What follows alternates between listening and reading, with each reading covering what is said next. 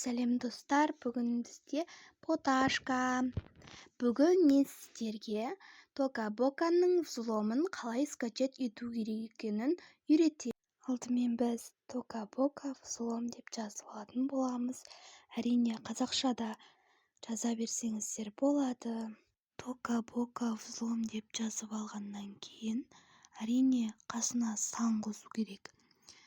Қазіргі біздегі 2025-тегі өзгерген Тока Бока 1-де 118 скачать осы жазылғаннан кейін поискке іздеуді басамыз. Поисктен шыққаннан кейін осы ең бірінші тұрған скачать Тока Бока World дегенді басамыз. Әрине осындай болу керек біріншісі, ато қалғандары шықпайды.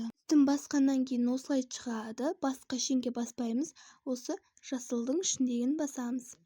Басқаннан кейін астыға түседі, астыға түскенде скачать дегенді басамыз.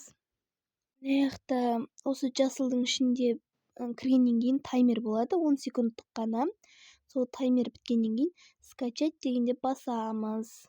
Vai no pau, vem no pau, vai no pau, vem no pau, vai no pau, vem no pau, vai descendo na moral. Vai no pau, vem no pau, vai no pau, vem no pau, vai no